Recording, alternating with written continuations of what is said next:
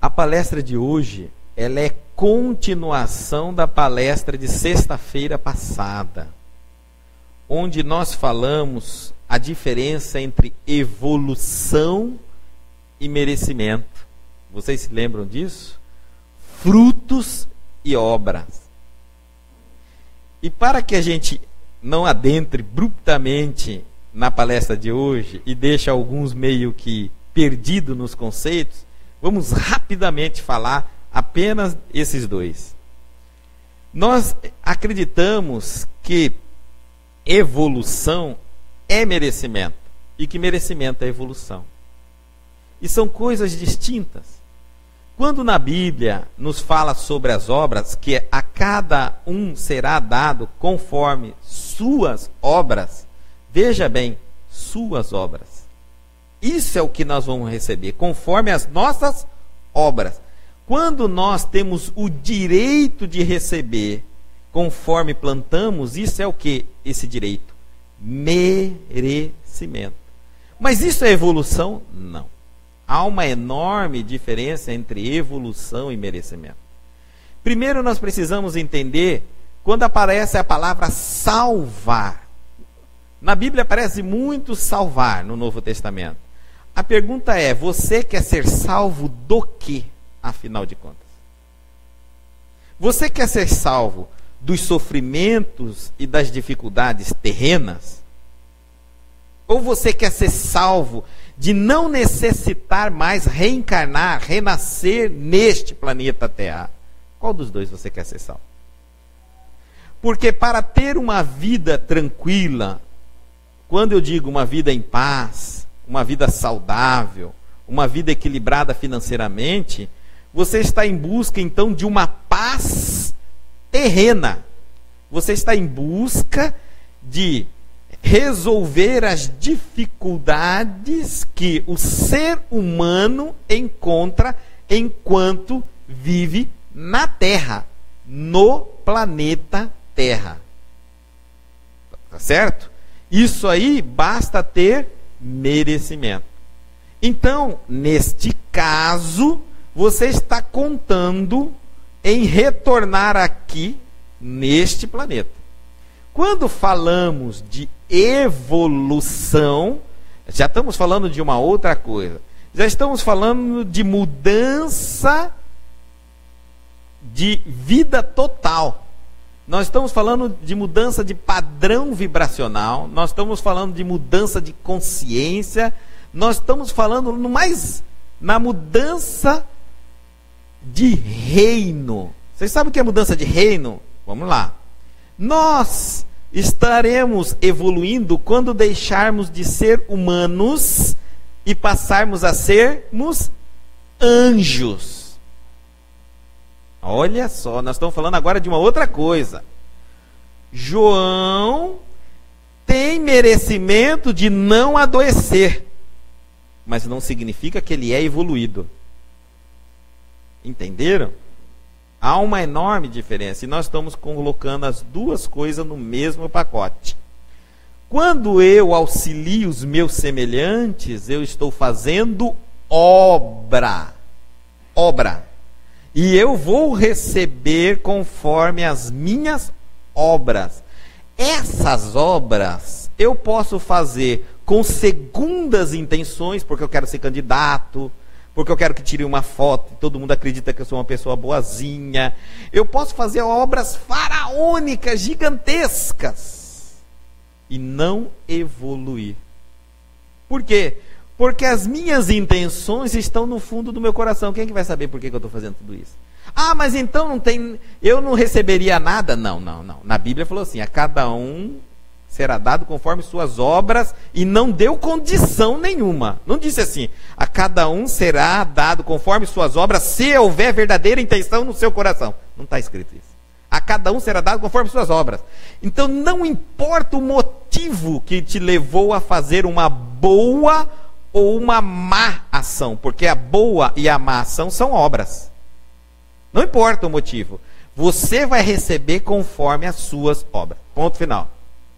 Se você tinha um interesse e ajudou alguém por um interesse pessoal, não importa. está contando isso a nível de merecimento, mas não a nível de evolução. Isso não lhe tornou mais evoluído. Só se tornou uma pessoa que merece mais. Daí porque existem vários tipos de pessoas. E existem vários tipos de relacionamento com Deus. Muitas pessoas, na busca do relacionamento com Deus, querem apenas as soluções dos problemas terrenos. No final. Eu estou passando uma dificuldade financeira, estou com um problema no meu relacionamento, estou com uma doença física, estou com uma obsessão espiritual, estou com uma dificuldade no meu lado profissional. Ou seja, eu quero um bem-estar, eu quero uma paz na terra. Neste caso, a obra, a caridade, no sentido de solidariedade, é o caminho mais rápido para ele. Imagine que você faça uma obra que sacia a fome de milhares e milhares de pessoas. Provavelmente você não sentirá fome. Nesta, se não nesta, na próxima existência, nesta terra. Veja bem. Agora vamos supor que você evolua.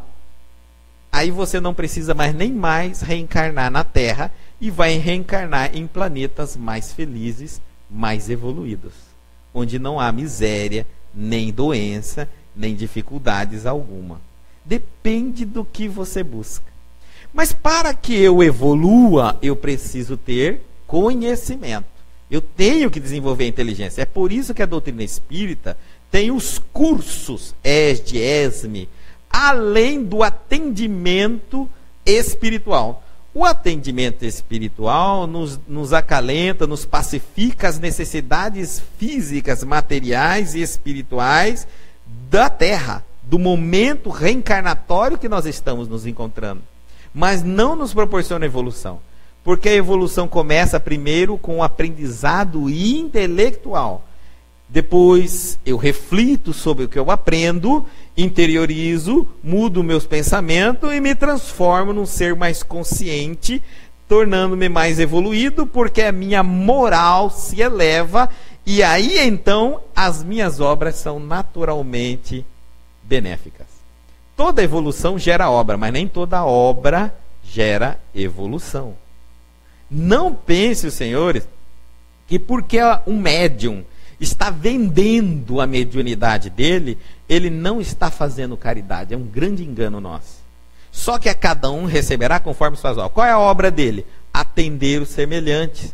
Ele está recebendo por fazer aquilo. Pronto.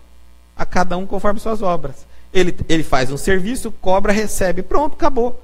Ele está certo, ele está errado. Não estamos discutindo aqui isso. Estamos discutindo que ele não está evoluindo, mas está fazendo obra, está recebendo conforme a sua obra.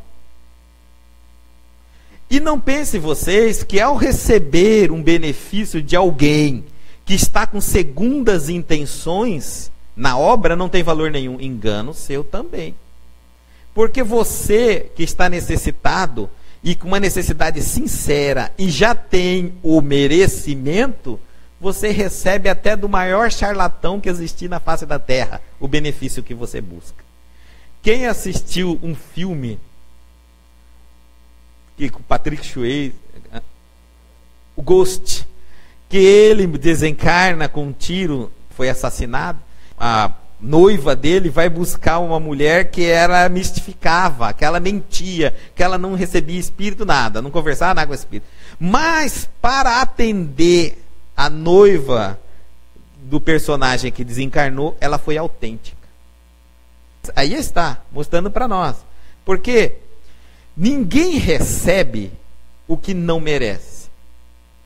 Tá? Ninguém recebe o que não merece. Então, tudo que você busca, você encontra. Quem é dono do milagre? Quem recebeu. Não existe ninguém mais ou menos dotado para lhe dar algo que você não conquistou nas leis do universo. Portanto, se você está merecendo sair de uma situação, sair de uma dificuldade, até o benzedor da esquina te livra, te dá. Não precisa de título algum religioso para te dar aquilo que você merece. Porque merecimento significa que você já conquistou. É direito seu. Tá certo? Não pensa nós que não. Fulano, eu fui em tal centro porque tal centro é mais forte que tal centro, que o médio tal é mais poderoso. Não existe isso. Se você merece, você merece. Até o charlatão te dá.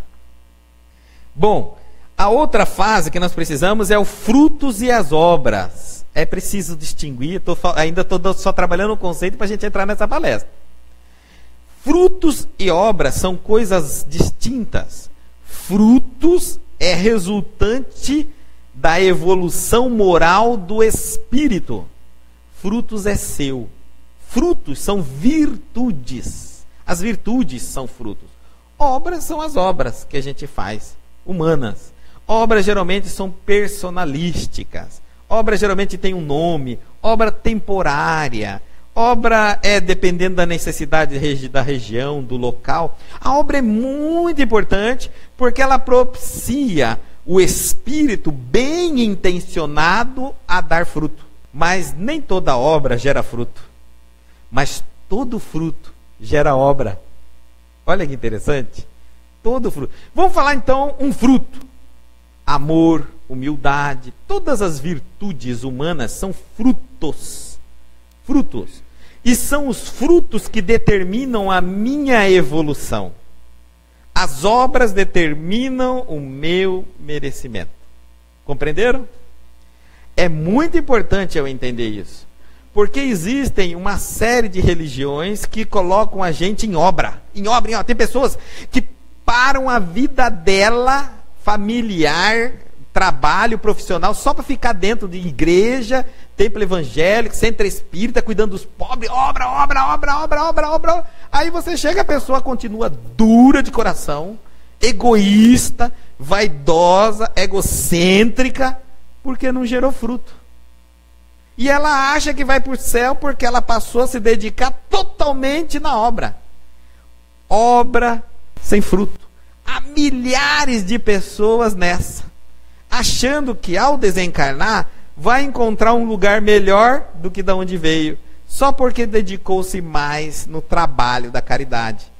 Mas, lá do outro lado, no mundo espiritual, o que vale é fruto, porque é o fruto que dá evolução. A evolução vem da moral do espírito.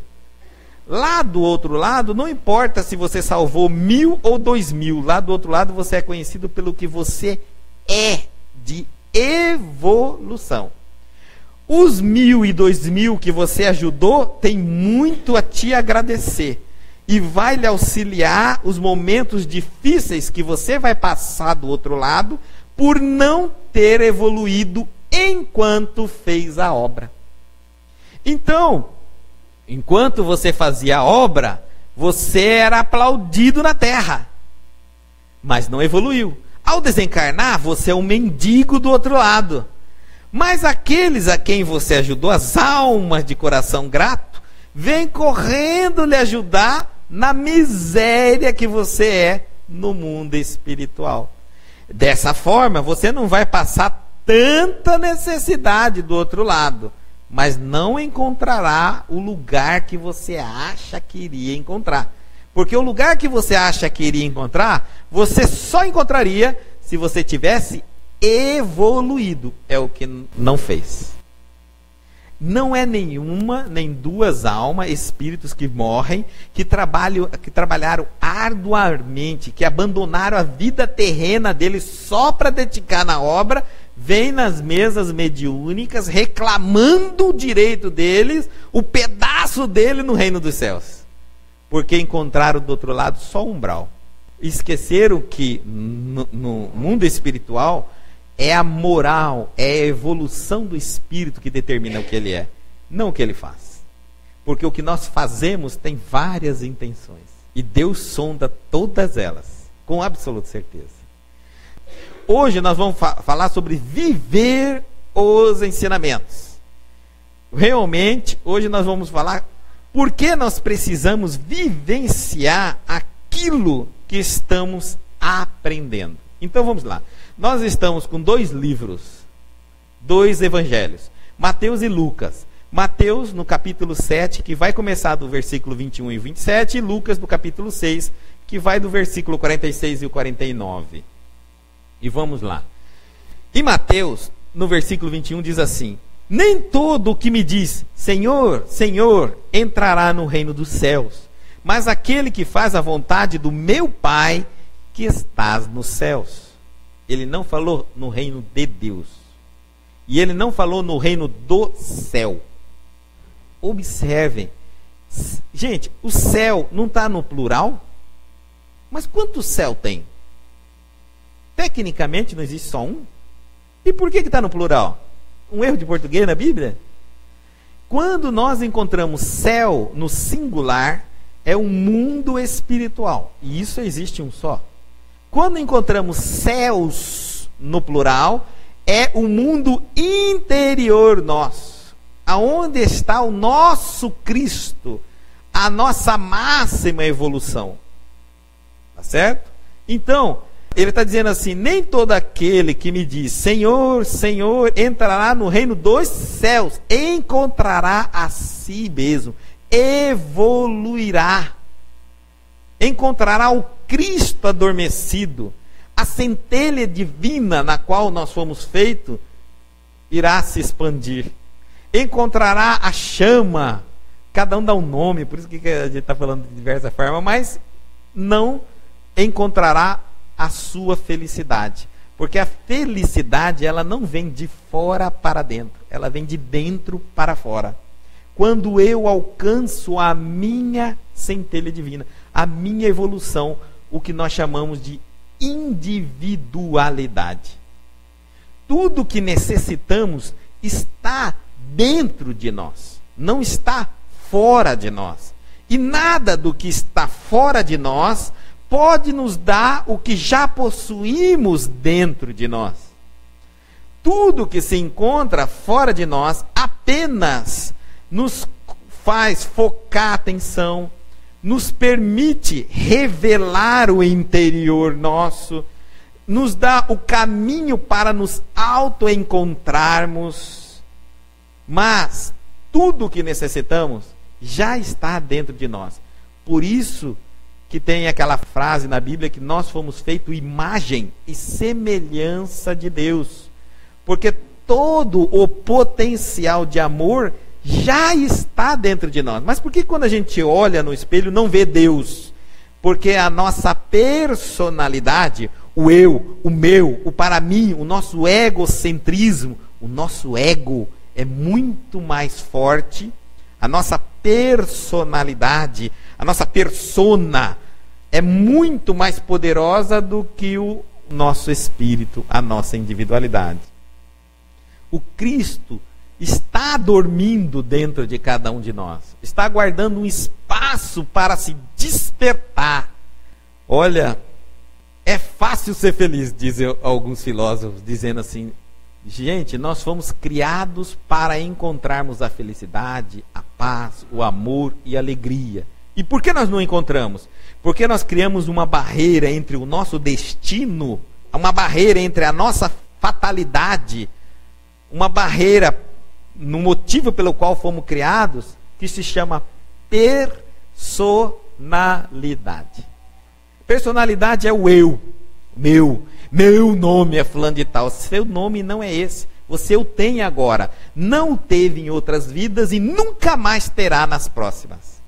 Seu CPF, seu RG, seu endereço, sua profissão, tudo lhe pertence agora, nessa existência terrena.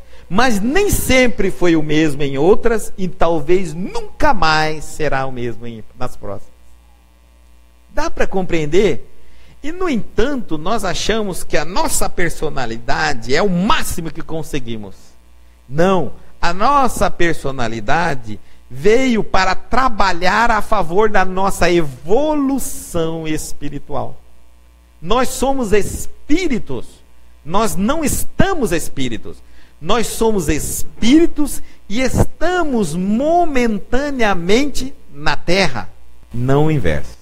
Acreditamos hoje que somos o que estamos e que momentaneamente passaremos um tempo na espiritualidade.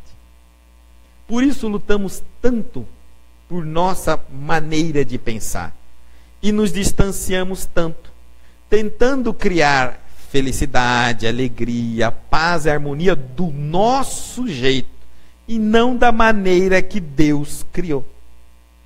Quando o homem sábio é aquele que entende a vontade de Deus e compreende as suas leis, e por isso as aceita. Quando ele as aceita, a paz, a harmonia e o equilíbrio que já está dentro de nós sobressai. Dalai Lama diz assim: deixe de lutar contra a sua felicidade, deixe de lutar contra o seu equilíbrio, deixe de lutar contra a sua paz, deixe o destino se concretizar. Todos fomos criados para sermos felizes, viver em harmonia e encontrar a paz. Mas enquanto nós quisermos do nosso jeito, no nosso tempo, da nossa maneira, nós estaremos ainda sofrendo as consequências. Nem todo que diz Senhor, Senhor, se estão dizendo Senhor, Senhor, é porque conhece o Senhor. Não são pessoas ateus. Não são pessoas que não acreditam em absolutamente nada. São pessoas que conhecem. Esse versículo é usado muito para os doutores da lei, para as pessoas que têm conhecimento religioso e não aplica a eles. É muito fácil interpretar assim, mas eu acho que esse texto é muito mais amplo. Ele também é para todos nós, que não estamos militando em religião alguma, mas já temos um pouquinho de conhecimento para discernir quem é o Senhor. Então, quando nós estamos gritando, Senhor, Senhor, olha só, nem todo que me diz Senhor, Senhor entrará no reino dos céus, encontrará a si mesmo essa porta estreita dita por Jesus, do alto encontro das suas potencialidades, da sua plenitude, da tua evolução. Mas aquele que faz, olha bem, a vontade de meu Pai que está nos céus. A vontade do Pai que está dentro de nós. Kardec perguntou aos espíritos onde estava escrita a lei de Deus. E eles disseram assim: na vossa consciência. A lei de Deus é inscrita a nós. Ela já está dentro de nós.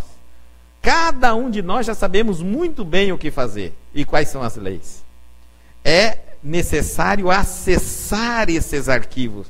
Para isso existem alguns instrumentos muito necessários: amor, humildade, obediência, virtudes. As virtudes são os códigos necessários que fazem abrir a porta do nosso coração para o conhecimento eterno, imutável e divino, e que está dentro de nós. É como se eu pegasse uma célula e quisesse decifrar o DNA dela. Cada célula já tem o DNA. Mas o que nós ainda não conseguimos, a ciência humana, é decifrar todos os códigos do DNA. Mas ele está lá. É a mesma coisa o espírito humano. As leis, todas as leis de Deus já estão conosco, na nossa consciência. O que nós não conseguimos é acessar e decifrá-lo, porque estamos sem os instrumentos adequados, que são as virtudes humanas. Então, para acessar esse cofre, eu preciso evoluir e não somente fazer obra. E não somente fazer obras. Eu preciso evoluir enquanto faço as obras. O mais importante é evoluir. A evolução gera obra, mas nem toda obra gera evolução. É o que nós estamos vendo todos os dias, escândalos na televisão, de pessoas que deveriam estar se comportando de uma determinada maneira, porque representam religiões ou doutrinas religiosas, fazendo escândalos das mais absurdos que a gente vê aí. Mas com obras gigantescas e incontestáveis, o benefício social que elas nos apresentam. Então, nós temos que fazer a vontade de meu Pai, que ele falou, a vontade de Deus. Precisamos descobri-la dentro de nós. Às vezes, usamos a obra para fugir da culpa de não evoluirmos. Quantas pessoas correm para as igrejas, catedrais, centros espíritas, porque não querem pensar na mediocridade que são, na incapacidade de perdoar, na incapacidade de relevar, na incapacidade de compreender o próximo, na incapacidade, enfim, de si próprio. Então, ao invés de ele ficar pensando nos seus defeitos, ele para de pensar e vai fazer a caridade, que se torna, na realidade, uma solidariedade. Porque a caridade, ela tem que ter amor. E o amor começa por mim mesmo. Então ninguém pode se abandonar para auxiliar o próximo, porque isso é falta de amor próprio. Então eu não tenho amor. O amor, a caridade, a palavra legítima, ela tem que estar aliada ao amor. E isso significa amor próprio. Continuando em Mateus, ele diz assim: muitos me dirão naquele dia, Senhor, Senhor, não profetizamos nós em teu nome? Quantos médiuns e médiuns, pastores, padres, líderes religiosos aí, que dizem ter o contato com o mundo espiritual e profetizam. E o que isso adianta? Levará-os para o céu? Eu conheço pessoas que não basta conhecer o médium, fica fascinado com o médium. Eu digo, entre ser médium e ser evoluído há uma enorme diferença. Entre ser médium e ser espírita há outro enorme. Porque mediunidade a gente nasce com. Ninguém te pergunta se você já leu o livro dos Espíritos, se você já leu o livro do Evangelho segundo o Espiritismo, a Gênese. Se você frequenta algum centro espírita, aí então te dá o dom mediúnico. Dom mediúnico não é carimbo, não é atestado de espiritismo. Pelo contrário, há tantos médiuns que nem conhecer a doutrina espírita conhecem. É muito cuidado. Então não adianta dizer, nós profetizamos em teu nome. A profetização evoluindo. Então os médiuns que saem a serviço da caridade para auxiliar uma multidão de pessoas, mas esquece de se autoajudar, de ler, de estudar, de evoluir, de crescer. Não era à toa que Jesus dizia assim: que vos adianta salvar o mundo e perder a tua própria alma? Que adianta? E nós estamos vendo fábricas e fábricas de médiuns aí. Você é médium, sou médium, pronto, já sai correndo que nem um louco, já abandona lá do profissional, já abandona tudo, meu Deus do céu, parece que ele vai conseguir ganhar o reino dos céus na terra. E esquece, como é que está a família? Como é que está a sua profissão, no seu trabalho? Você trata bem os seus semelhantes? Se você é patrão, se você é funcionário? Como é que está a sua vizinhança, a sua quadra? Como é que é você como ser humano? Que frutos você dá? Em teu nome não expulsamos demônios. E aí nós entramos então para a linha das obsessões. Quantos na doutrina espírita nós chamamos de doutrinadores? Aqueles que entram em diálogo com os espíritos quando eles estão incorporados nos médiuns. E aí, quantos nós não doutrinamos? Eu tinha um amigo, ele trabalhava comigo há muito tempo, em uma outra casa espírita. Ele chegou até a iniciar nessa casa espírita comigo. E ele fazia atendimento fraterno. Aí um dia ele sentou, me chamou na casa dele, achei até estranho, e com lápis e papel, ele fez um cálculo de quantas pessoas ele já havia atendido no atendimento fraterno, mas somado quantas pessoas, espíritos, ele havia entrado em diálogo nas reuniões mediúnicas. E aí ele fez um cálculo lá mirabolante e disse: se eu parar hoje de auxiliar as pessoas, eu terei merecimento até morrer. Eu nunca tinha feito um cálculo daquele para dizer para ele se ele tinha razão ou não. E você sabe que ele acreditou tanto nisso que ele parou a obra dele, ele parou. Tudo bem. Então, em teu nome nós expulsamos demônios. Cuidado com isso. Porque nós podemos expulsar realmente os espíritos? Não podemos, gente. Se os espíritos são espíritos... Eu posso matar um espírito, mas ele não é morto. Eu posso prender um espírito, mas ele não é espírito, ele não passa pela parede e tudo. Então, que negócio que é esse? Eu só doutrino, convenço o espírito que o que ele está fazendo de maldade vai lhe repercutir em mais sofrimento. E ele deduz que não vale a pena continuar fazendo o que está fazendo. É ele que decide o caminho dele. Não somos nós que mandamos em ninguém. Mas naquela época existia essa autoridade. E começaram todo mundo a dizer, em nome de Jesus. Porque nessa hora, né, vale tudo. É em nome de Jesus. Então eu vou colocar um versículo aqui, para que a gente veja na Bíblia, no Atos dos Apóstolos, no capítulo 19, do versículo 13 ao 17, uma dessas situações engraçadas. Na Bíblia tem poucas situações engraçadas, mas essa é cômica. Se você ler, você ri. Olha só. E alguns dos exorcistas judeus ambulantes tentavam invocar o nome do Senhor Jesus sobre os que tinham espíritos malignos, dizendo, esconjuro-vos por Jesus, a quem Paulo prega. Ele nem conhecia Jesus, ele já era referência do outro. Eu desconjuro em nome de Jesus que Paulo prega. Veja só. E aí ele diz assim, e os que faziam isto eram 7 filhos de Seva, judeu, principal dos sacerdotes. Seva era um dos principais dos sacerdotes. Os sacerdotes eram muito espertos.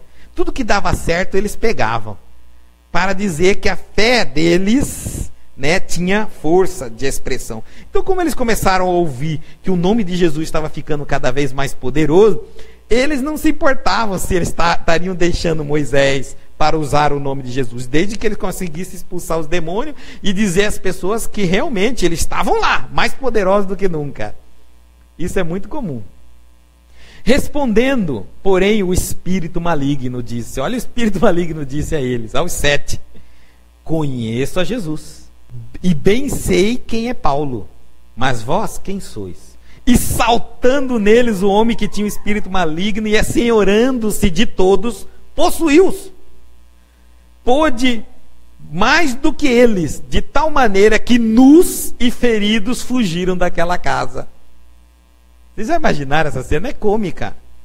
Então os 7 vão desobsediar um coitado. E ali fala em nome de Jesus e em nome de Paulo. O espírito que é maligno, que é maldoso, diz, Jesus eu conheço pela obra que é, pela evolução que ele tem. Paulo eu conheço pela submissão, pela renúncia dele ao Cristo, pelo amor que aquele homem tem. Mas e você não vale nada? Como é que você vem falar para mim uma coisa dessa? Porque a gente acha que se usar o nome dos outros, daqueles que fazem grandes obras e evoluem, nós também estaremos amparados para ditar normas aos outros, expulsar os demônios, ditar regras. E olha na própria Bíblia o que acontece. Os espíritos que não são evoluídos respeitam os nomes veneráveis, mas não respeitam as pessoas que não têm autoridade para falar com eles. Autoridade. E onde nós adquirimos essa autoridade? Na moral. É o que nós estamos falando isso hoje, na moral. Vive a moral, a gente adquire quando a gente vive os ensinamentos e não só divulga ou fazemos apenas obra. Viver os ensinamentos. E olha só, e foi isso notório a todos os que habitavam em Efésio, tanto judeus como gregos. E caiu temor sobre todos eles. E o nome do Senhor Jesus era engrandecido. Porque não foi o nome que ficou mal, foi quem tentou se utilizar do nome dos outros. É aquela história, né? Eu quero fazer graça com o chapéu alheio. Continuando, em teu nome não fizemos muitas maravilhas, milagres, a gente vê aí milagres em nome de Jesus, tudo em nome de Jesus, tudo em nome de Jesus. Algumas pessoas entendem que o que é em nome de Jesus? Qualquer coisa em nome de Jesus. Eu quero o cargo, o lugar do meu chefe em nome de Jesus. Pronto, está justificado. Porque se eu botar em nome de Jesus no final da frase, não importa o que você pede. Tem que ter em nome de Jesus, ele tem poder. Assim que a gente acredita. Não é isso? Eu quero a casa do meu vizinho em nome de Jesus. Eu quero o fulano de tal morra em nome de Jesus. Não importa o que eu peço. Só que esse em nome de Jesus não é a frase colocada em nome de Jesus no final do pedido. Em nome de Jesus significa consoante aos ensinamentos de Jesus. Antes de eu elaborar um pedido, eu tenho que analisar se esse pedido está de acordo com os ensinamentos de Jesus. Se ele estiver de acordo com os ensinamentos de Jesus, ele está em nome de Jesus. Se não estiver de acordo, ele não está em nome de Jesus. Não é o que eu quero que se tornará lícito apenas porque utilizo o nome de Jesus. Há uma imensa diferença nisso. Mas aí alguém já está perguntando, e agora, como é que eu vou saber se o meu pedido está em nome de Jesus? Por isso é que nós precisamos estudar os ensinamentos de Jesus. Senão nós nunca vamos saber o que está de acordo ou o que está contrário aos ensinamentos de Jesus. E aí existem pessoas que dizem assim, quanto mais eu rezo, mais assombração aparece. Porque talvez o seu pedido não está de acordo com os ensinamentos de Jesus. E o que está te acontecendo está de acordo com os ensinamentos de Jesus, mas não é o que você quer. Por isso que parece que o universo está conspirando contra você. E então ele diz assim, e então lhes direi abertamente, nunca vos conheci. Meu Deus do céu, dá a impressão aqui que é um Deus tão ingrato, não é? Nunca vos conheci. Passaram a vida inteira falando Senhor, em nome do Senhor, em nome de Jesus, e agora esse Deus fala, nunca os conheci. Apartai-vos de mim, vós que praticais a iniquidade. A palavra iniquidade aqui tem peso. Iniquidade é injusto, injustiça. Cuidado, para que nós não sejamos injustos. É muito sério não ser justo. Não dar a quem merece o que merece. Cuidado, porque a base da caridade, do amor é justiça. Não existe amor injusto. Todo amor tem que ser justo. Toda uma lei que rege a paz social de convivência entre os seres humanos, para haver paz tem que haver uma coisa chamada justiça. Se eu deixo de adquirir algo que eu mereço, já é injustiça. E não vai haverá paz enquanto isso estiver acontecendo. O que é meu a mim pertence, o que é teu a ti pertence. O meu limite termina onde começa o teu. O equilíbrio das coisas está na justiça. Então de nada adianta eu ficar profetizando, recebendo espírito, falando do futuro, fazendo milagres, estudando do Esme, o Evangelho em casa, o Livro dos Espíritos, a Gênesis, frequentando os centros espíritas de nome mais bonito que o outro, porque tem pessoas que falam assim, né? Algumas pessoas acham que o centro espírita tem poder porque ele tem nome. Então, eu não vou no centro espírita, SESB, não. Eu vou no centro espírita fulano tal. Às vezes eu fico pensando, né? Como uma obra encanta o homem. Aonde é o local adequado? Aonde você cresce, se transforma. Qual é a religião melhor? Aquela que te toca o coração. Não adianta nada você ir no centro espírita, a ouvir a palestra e aquilo não mexer com você. É como se não fosse com você. Significa que você não tem essa tendência para o espiritismo. Guto, eu fui numa igreja evangélica, o pastor falou, nossa, mas que palestra bonita daquele homem. Tocou o seu coração? É essa religião que é para você. É essa, porque ela movimenta as fibras da sua alma e faz você se tornar melhor. Te convence, faz você ver o que você sozinho não via. Quantos espíritos de 30, 40 anos, eu falo tá na hora. Quanto tempo você é espírita? Eu sou 30 anos, doutor. Há 30 anos eu sou espírita. Ainda é assim? Não quer mudar de religião? Às vezes, com 30 anos numa religião adequada, você seria 10 vezes melhor do que você é hoje. Porque aonde você vai, que é o mundo espiritual, o que vai contar é a tua evolução. E se você não está evoluindo aonde você se encontra, está na hora de mudar. Mudar de religião, mudar de centro, mudar de igreja, mudar de tudo que você quiser. Mas você tem que ir num lugar onde você cresce espiritualmente, moralmente. E é muito fácil a gente saber se está dando certo a coisa. As pessoas que estão ao nosso lado comentam: ixi, fulano, mas você está mais calmo. Uma hora dessa você já tinha quebrado tudo aqui. Nossa, como você está mais calmo? Você está mais centrado. Olha, você viu fulano? Você viu o que o fulano está? Fulano está bem mais tranquilo. Está até perdoando. Aquele homem era o capeta. Agora ele está perdoando. Olha, fulano deixou de beber. Você lembra, fulano? Parou de beber. Parou de usar droga. Parou disso. As nossas transformações morais, elas começam a transparecer. E as pessoas que estão ao nosso lado começam a perceber. Isso significa que você está no lugar certo, que está na religião certa. Agora falta mais esforço. E aí estudar e aprender e a caminhar. Porque não importa a quantidade de alma que você salva. O que importa é a quantidade de virtudes que você desenvolve. É a sua evolução moral. E isso não é necessário nem a religião. Existem cientistas que não têm religião nenhuma. Estão até agora presos nos laboratórios tentando descobrir a vacina que vai salvar a humanidade de uma determinada doença. Esses cientistas abandonaram a vida deles. Estão de domingo a domingo ali, nos tubos de ensaio, nos microscópicos, nas equações químicas, tentando descobrir. Esses homens estão rezando. A obra deles será a vacina. Eles estão crescendo. E muito. Então não é também só a religião que nos propicia isso. Nós podemos evoluir de diversas formas.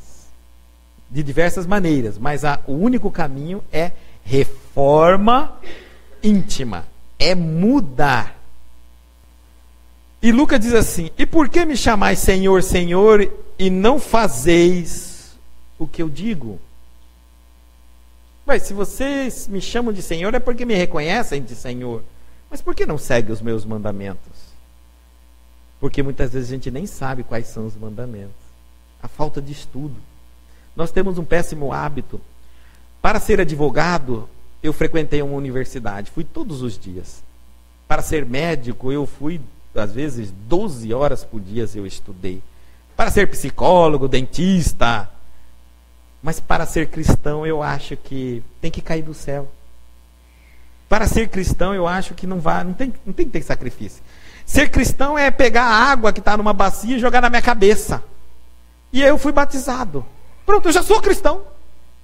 Eu já sei tudo que Jesus ensinou.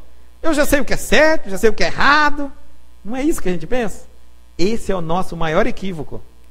Passamos uma vida inteira completamente ignorante em relação às leis espirituais, mas sábios nas leis terrenas, científicas, humanas. Está na hora da gente equilibrar. Nós temos que colocar na nossa agenda, faz parte da nossa agenda, o tempo que eu levo para me aprimorar profissionalmente. Mas eu não vim aqui só para aprimorar-me profissionalmente. Eu vim aqui para quê? Evoluir. Evoluir.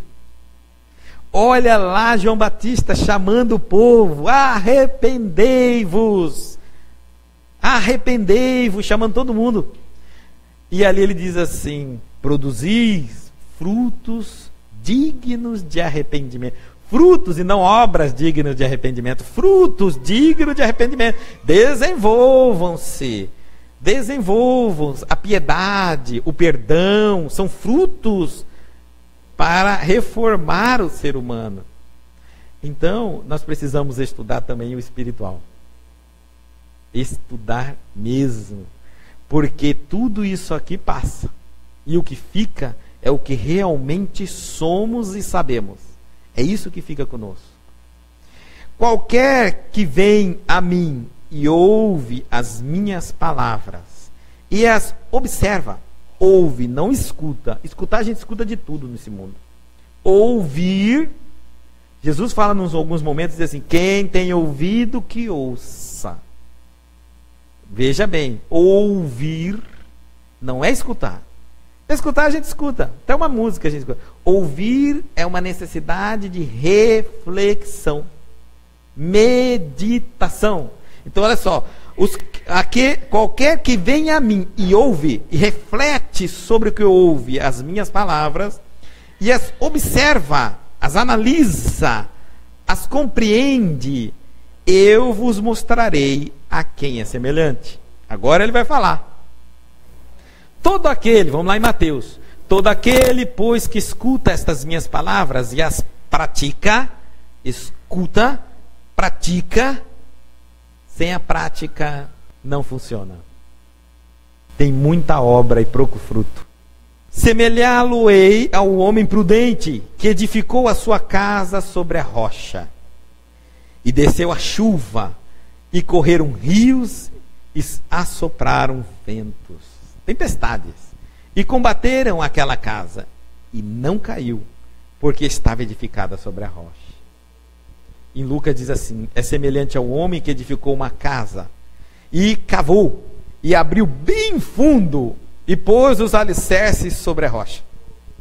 E vindo a enchente, bateu com ímpeto a corrente naquela casa, e não pôde abalar, porque ela estava fundada sobre a rocha. Quando ele fala, que fundamentos são esses? Ela está fundamentada sobre as virtudes, sobre a evolução, sobre o conhecimento. Obra sem frutos é exatamente isso que a gente vai ver aqui, ó.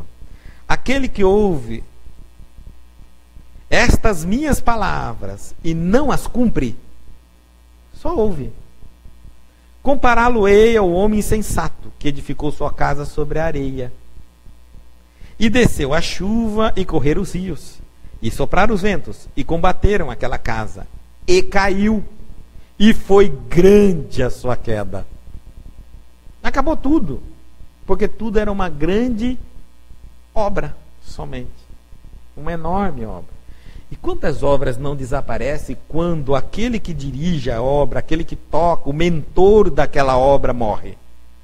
Aí aqueles que ficam para tocar a obra, tudo vazio, sem frutos, começam a brigar entre si, e aí começam a se autodestruírem, perseguirem, e a obra não dura absolutamente nada.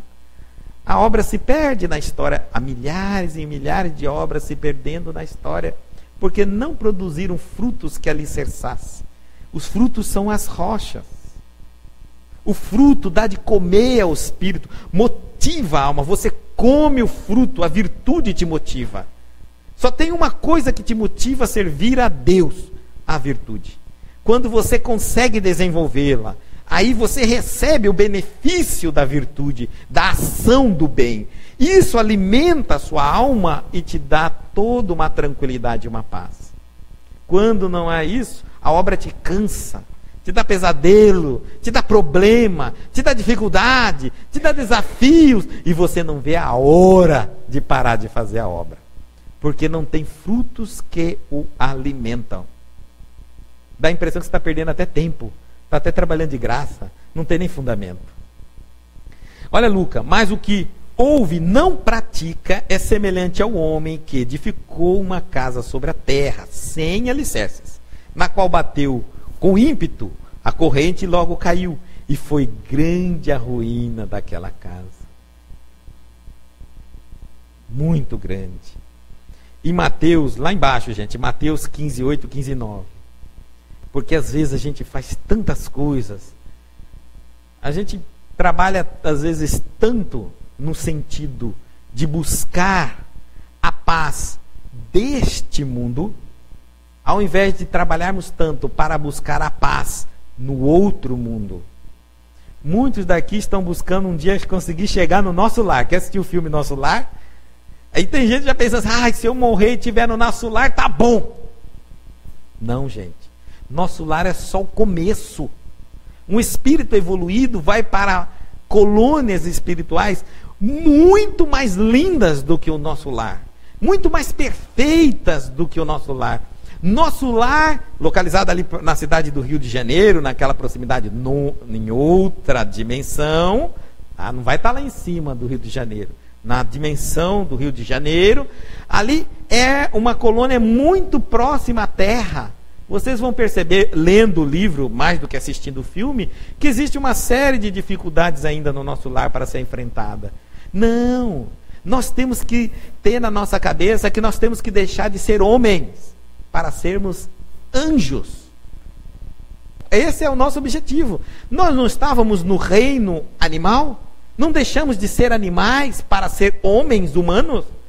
Paramos? Esse aqui é o fim? Não. Esse aqui é o estágio transitório entre o reino animal e o reino angelical. É o reino nominal.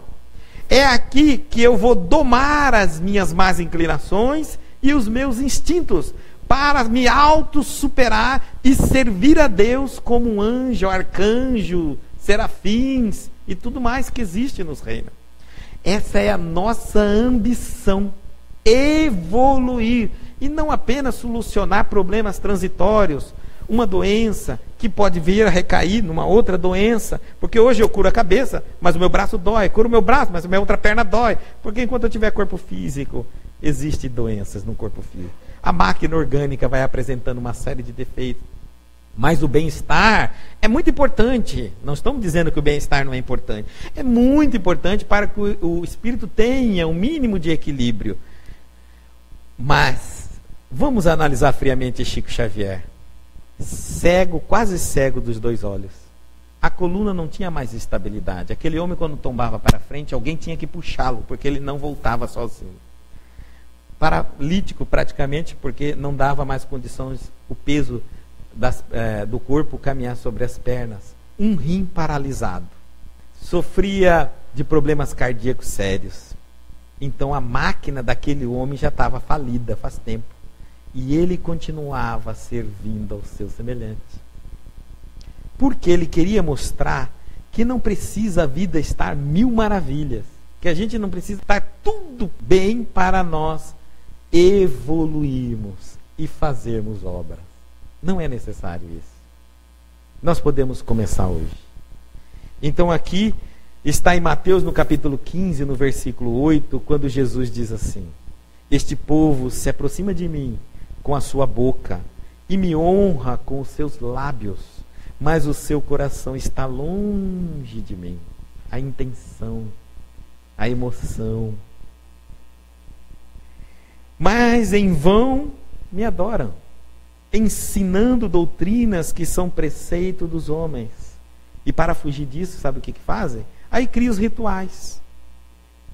Quando percebe que o conteúdo está vazio de ensinamento, aí cria vestimenta especial, cria um ritual especial, cria uma comida especial, cria uma música especial, cria um símbolo especial, vai criando um monte de coisa, altar especial, tudo para chamar a atenção de todo mundo para fora, porque para dentro está vazio.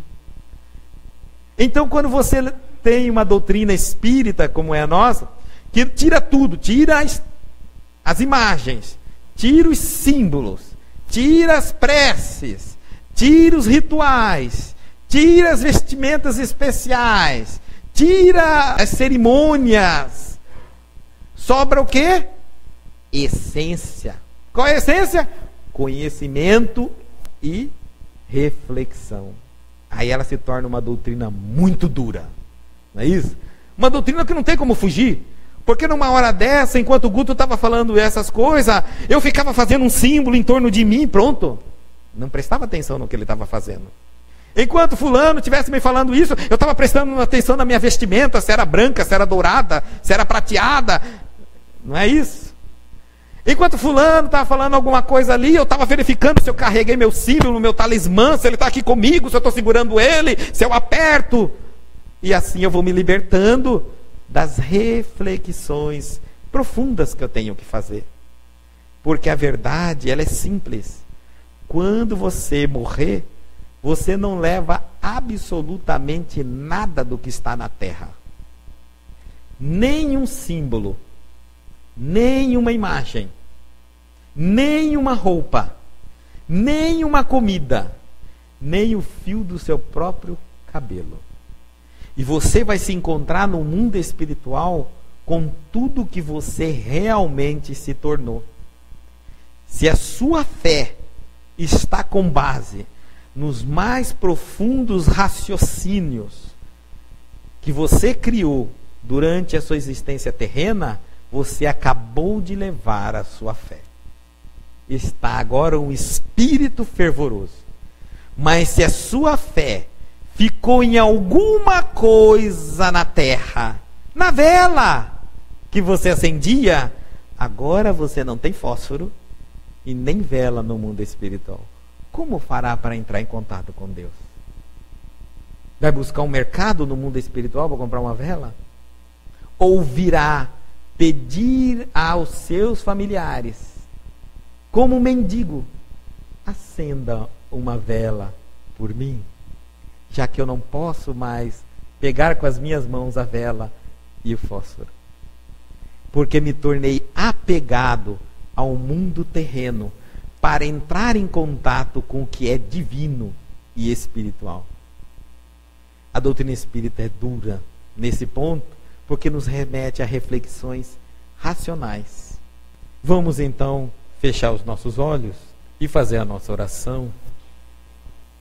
Querido Pai de amor e bondade, querido Mestre, amigo, irmão Jesus de todos os instantes de nossas vidas, queridos benfeitores da espiritualidade superior, em especial os nossos anjos guardiões, que estão aqui, que estão nos envolvendo nesse instante com o halo do raciocínio, da lógica, da inteligência, para que as nossas emoções não percam de raciocinar,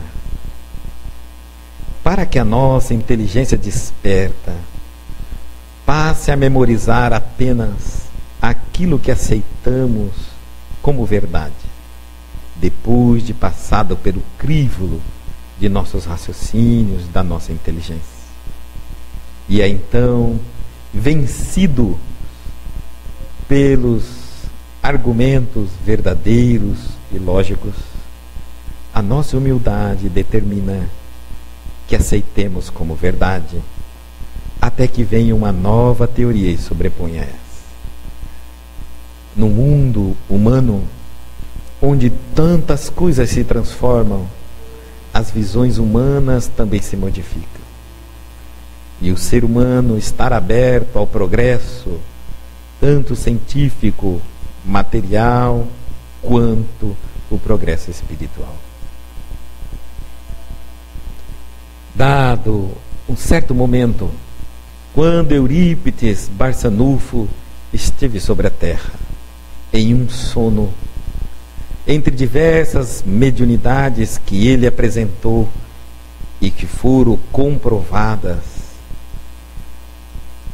o desdobramento tinha uma característica muito interessante neste espírito de escola.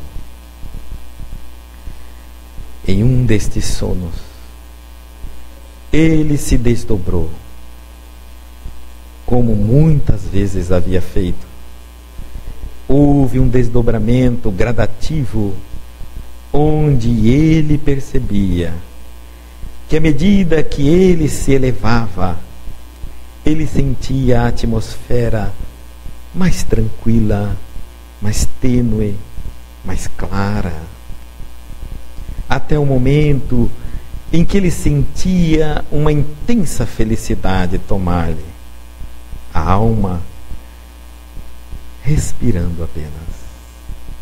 Por onde olhasse, estava cercado de uma floresta, de um jardim maravilhoso, com flores policrômicas, uma anatopeia fantástica. Mas ao longo e muito longe, ele pôde perceber um vulto que, sentado em uma pedra, lhe chamava a atenção. Ele se deslocou naquela atmosfera, sentindo cada passo um bem-estar. E quando se aproximou, percebera que era Jesus. Isto denota a evolução de Eurípides Barçanufo. Poucos somos nós que podemos ter um contato com o Cristo em desdobramento. Mas Jesus não estava sereno dessa vez. Ele chorava. Eurípides, sem compreender o choro do mestre, um homem alegre, um homem tranquilo, um homem que carregava paz, perguntou-lhe ao mestre: Senhor, por que choras? Eurípides, não esperando a resposta do vosso mestre, justifica, dizendo: Senhor, quantas almas salvou, quantos milagres efetuou, os cegos que veem, os surdos que ouvem, os paralíticos que andam. Milhares e milhares de pessoas foram salvos pelas tuas próprias mãos enquanto esteve sobre a terra, e outros milhares continuam cada vez mais a engordar a fila daqueles que, sob o seu nome, recebem verdadeiras milagres. E Jesus diz calmamente: Eurípides, eu choro por aqueles que me conheceram. Eu choro por aqueles que têm o conhecimento do Evangelho. Eu choro por aqueles que me chamam de Senhor e praticam a iniquidade. Naquele instante, Eurípides, tomado de uma emoção muito forte, e por que não dizer terrena, volta imediatamente ao corpo. Acorda entusiasmado para começar, a partir daquele instante, ser o pouco que já sabe. Para que não haja diferença entre o conhecimento e as suas atitudes, porque o mundo precisa de atitudes. Esta passagem está relatada no livro A Vida Escreve, ditada pelo espírito Hilário Silva, psicografia de Chico Xavier e Valdo Vieira. Que nós, que já somos aqueles que conhecemos os ensinamentos de Jesus, possamos, a partir de hoje, ser o que já sabemos, dando uma enorme diferença àqueles que nada sabem, mostrando o quanto é bom, o quanto é maravilhoso servir ao Senhor. Fiquemos todos com a paz do Cristo, alicerçada no amor e no conhecimento.